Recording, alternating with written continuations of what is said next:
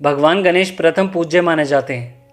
हर शुभ काम की शुरुआत उनकी पूजा से ही होती है। भगवान गणेश को बुद्धि का देवता माना जाता है। ऐसे में भगवान गणेश की पूजा करने से सुख समृद्धि प्रदान होती है। भगवान गणेश को विघ्नहर्ता, लाल बाग का राजा, विनायक, गजानन और भी कई नामों से जाना जाता है। तो कैसे हुआ था भगवान गणेश का जन्म, यही जानेंगे आज हम इस वीडियो में।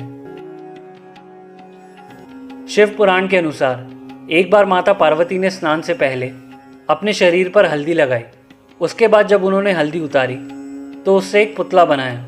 माता पार्वती ने उस पुतले में प्राण डाले और उसे पुत्र के रूप में स्वीकारा।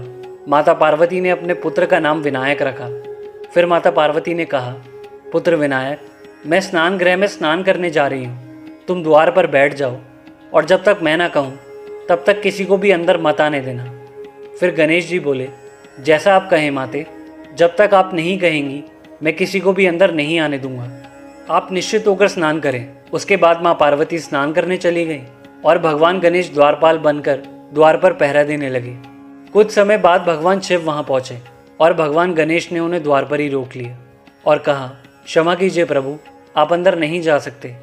भगवान शिव बोले, तुम कौन हो बालक और मेरा रास्ता क्यों रोक रहे हो? तब भगवान गणेश बोले, मैं गौरी पुत्र गणेश हूँ और माता के आदेश अनुसार मैं माता की आज्ञा के बिना किसी को भी अंदर नहीं जाने दे सकता। तब भगवान शिव ने कहा, गौरी पुत्र, ये आदेश औरों के लिए है, मेरे लिए नहीं, क्योंकि मैं गौरीपति शिव शंकर हूँ। मुझे उनसे मिलने के लिए किसी की अनुमति की जरूरत नहीं है। मेरे रास्ते से हट जाओ। भगवान गणेश बोले, जब तक माता मुझे अनुमति नहीं देंगी तब तक मैं किसी को भी अंदर नहीं जाने दूंगा। तभी नंदी जी भी वहां आ गए और महादेव वहां से चले गए।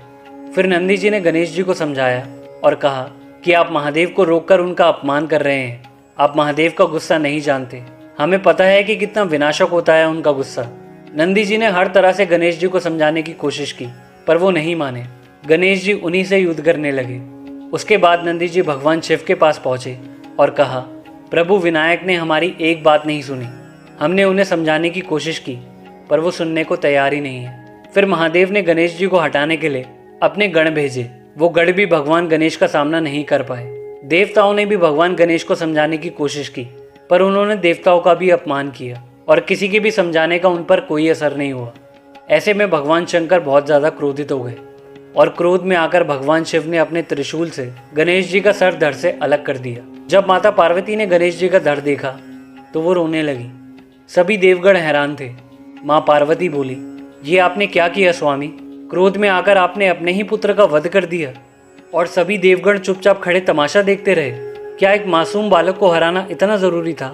फिर माता पार्वती ने महादेव से कहा, आपने मेरे पुत्र का विनाश किया है तो आप ही मेरा पुत्र लौटाएंगे। मुझे मेरा पुत्र इसी क्षण वापस चाहिए। तब भगवान शिव बोले, ये संभव नहीं है। मेरे शस्त्र के प्रहार से जो सर धड़ से अलग हो गया वो फिर से जोड़ा नहीं जा सकता। तब माता पार्वती ने चामुंडा का रूप धारण किया और कहा कि मैं पूरी सृष्टि का विनाश कर दूंगी। तब ब्रह्मा जी बोले, नहीं देवी, ऐसा अनर्थ मत कीजिए। माँ पार्वती बोली, और ये विनाश तब तक चलेगा जब तक सब कुछ खत्म नहीं हो जाता।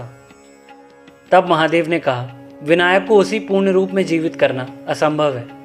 फिर भगवान शिव ने अपने गणों से कहा कि जाओ, किसी ऐसे बालक का सर लेकर आओ जिसका मुख उत्तर की दिशा में हो और जिसकी माँ अपने पुत्र की तरफ पीठ करके सो रही हो।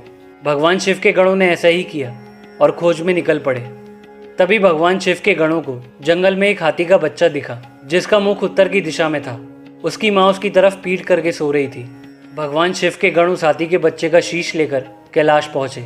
फिर भगवान शिव ने गज का शीश गणेश जी के शरीर पर लगाकर उन्हें पुनर्जीवित किया।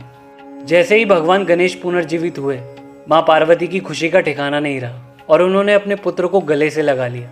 फिर माता पार्वती ने भगवान शिव से कहा, प्रभु आपने इसे जीवित तो कर दिया पर इस रूप में इसे देखकर सब इसका मजाक उड़ाएंगे। भगवान शिव बोले, ऐसा कुछ नहीं होगा, तुम जरा भी चिंता ना करो। फिर भगवान शिव ने गणेश जी को प्रथम पूज्य होने का वरदान दिया और कहा कि हर शुभ कार्य में सबसे पहले गणेश की पूजा होगी। और माता लक्ष्मी ने वरदान दिया कि जो भी मेरी पूजा के साथ तुम्हारी पूजा नहीं करेगा उसकी पूजा सफल नहीं होगी और उसके पास लक्ष्मी कभी नहीं रहेगी। भगवान विष्णु ने कहा कि ये बालक विद्या और बुद्धि का दाता होगा। हर मंदिर और घर में इसकी स्थापना की जाएगी। गणेश जी के पुनर्जीवित होने से हर जगह खुशी का माहौल था। खुशी से महादेव नृत्य करने लगे। तब भगवान विष्णु ने कहा महादेव का नृत्य इस संसार के लिए शुभ है और इसका कारण है गणेश। गणेश इस संसार में मंगल लेकर आए हैं, इसीलिए आज से गणेश को मंगल मूर्ति भी कहा जाएगा। आप में से बहुत से लोग ये सोच रहे होंगे कि ऐसा कैसे हुआ, महादेव ने गणेश जी का सर क्यों काटा। तो दरअसल ऐसा महादेव को मिले एक श्राप के कारण हुआ था। शिव पुराण के अनुसार महादेव के दो भक्त थे, माली और सुमाली, जो बाद में जाकर राक्षस बने थे। वो दोनों स्वर्ग पर अधिकार करना चाहते थे, पर सूर्यदेव ऐसा होने नहीं देना चाहते थे। इसीलिए सूर्यदेव और इन राक्षसों के बीच युद्ध हो गया। स्वर्ग को असुरों से बचाने के लिए सूर्यदेव ने अपनी तेज शक्ति का प्रयोग किया। माली और सुमाली भगवान शिव को पुकारने लगे। माली और सुमाली की आवाज़ सुनकर भगवान शिव वहां पहुंचे। माली और सुमाली भगवान शिव से प्रार्थना करने लगे और कहने लगे कि सूर्यदेव के प्रकोप से हमें बचा लीजिए। भगवान शिव ने भक्तों को बचाने के लिए सूर्यदेव पर त्रिशूल से प्रहार कर दिया और सूर्यदेव को मार गिराया। उसके बाद हर जगह अंधेरा छा गया। अपने पुत्र सूर्यदेव को उस अवस्था में देख महर्षि कश्यप ने क्रोध में आकर भगवान शिव को श्राप दिया कि जिस प्रकार तुमने मेरे पुत्र को मारा है, ठीक उसी तरह तुम भी अपने पुत्र को स्वयं मारोगे। बाद में इसी श्राप के कारण ऐसा संयोग बना जिसके चलते भगवान शंकर को अपने पुत्र गणेश का सर काटना पड़ा।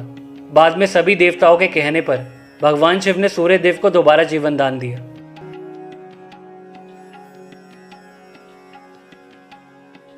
तो आज के लिए बस इतना ही। आई होप आप लोगों को वीडियो पसंद आई होगी। वीडियो पसंद आए तो वीडियो लाइक करना, ऐसे ही वीडियोस के लिए हमारे चैनल को सब्सक्राइब करना और बेल आइकन भी ज़रूर प्रेस करना।